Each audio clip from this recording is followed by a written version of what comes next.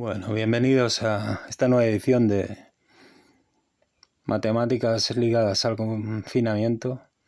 Bueno, y vamos a entender por qué un niño es un vector. Mirad, esto es un niño, eso es un vector. Está claro que son exactamente iguales. Un niño ya sabéis lo que es, y os voy a explicar qué es un vector. Bueno, en matemáticas, una recta es una secuencia de puntos infinitos. Entonces, una recta es infinita. Aquí lo he dibujado un trozo de recta, pero esta recta se prolongaría en ambos lados. Si corto la recta en algún punto, en este punto la recta está cortada, pero por aquí sigue infinitamente. Se llama semirrecta. Pero si la recta la corto en dos puntos, se llama segmento. Ese segmento tiene una longitud determinada y una dirección. La dirección es la misma que la recta a la que pertenece. Podríamos aquí ver la dirección pues como el ángulo que forma con el eje horizontal. Pues, por ejemplo, forma 30 grados con el eje horizontal. Pues esa es su dirección. Y por ejemplo podríamos nombrar A y B como puntos del segmento. Bueno, pues tenemos un segmento que se llamaría A y B, AB, que se representa de esta forma y que como mucho puede tener una longitud. ¿Qué es un vector? Un vector es un segmento orientado. Entonces en un vector lo que hacemos es, aparte de decidir la dirección y la longitud, que se llama módulo, elegimos también uno de los posibles sentidos. Imaginaos que una recta tiene una dirección. Esa dirección es una carretera. Pero esa carretera luego tiene dos sentidos, ¿no?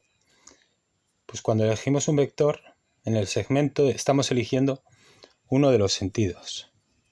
Entonces, por ejemplo, de este segmento podría elegir un sentido de A a B o de B a A. Pues lo voy a coger de A a B. Entonces ya tenemos nuestro vector, que es este vector, que tiene una longitud que se llama módulo,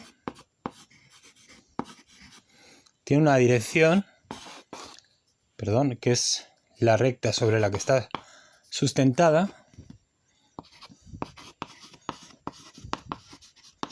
y tiene un sentido, y el sentido lo indica la punta de la flecha.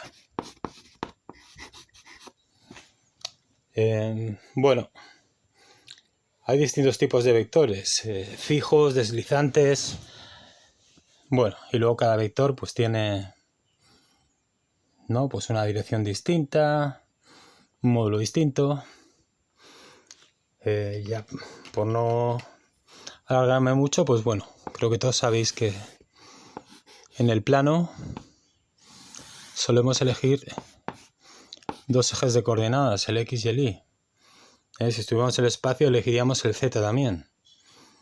Bueno, pues la manera más sencilla de definir un vector es colocando su origen en el punto 0, 0. Recordar que este es el eje X positivo. Entonces, esta es la coordenada 1, la 2, la 3. Esta sería la coordenada menos 1, menos 2, hacia arriba 1. La flecha nos dice en qué sentido es positivo el eje.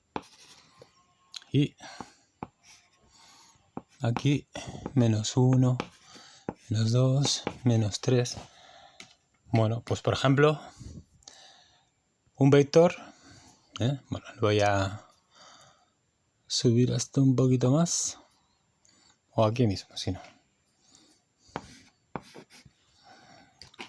Un vector podría ser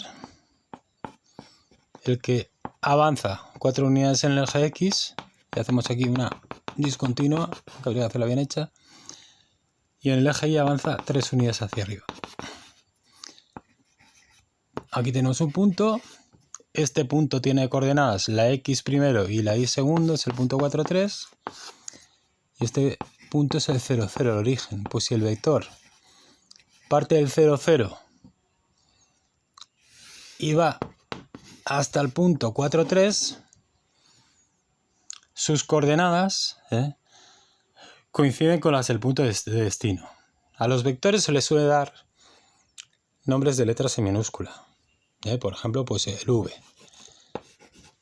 Y se suelen representar con las coordenadas X e Y. Entonces, este vector, por ejemplo, sería el vector que tiene 4 unidades en el eje X, 4 en el X y 3 en el Y. ¿Cuál es su longitud? Pues tendríamos dos opciones.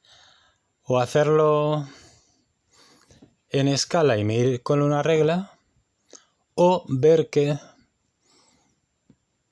las componentes con el vector forman un triángulo rectángulo, por lo cual podríamos aplicar el teorema de Pitágoras sabiendo que el módulo del vector es la hipotenusa.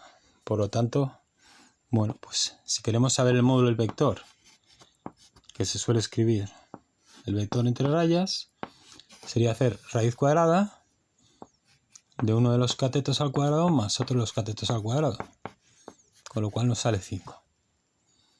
Entonces, este vector, si por ejemplo tiene 4 centímetros, 4 centímetros hacia la derecha, 3 centímetros hacia arriba, su longitud total sería 5 centímetros. Podríamos incluso hallar este ángulo por trigonometría. A los ángulos ya sabéis que se les aplican letras griegas. Y bueno, pues a lo largo de toda la circunferencia que podemos barrer en estos ejes podríamos tener vectores de todo tipo, de dirección y sentido, más largos, más cortos, etc. En matemáticas un vector es un concepto pues abstracto, pero en física pues se utiliza para representar magnitudes vectoriales como la fuerza, la velocidad, la aceleración. Es muy típico ver en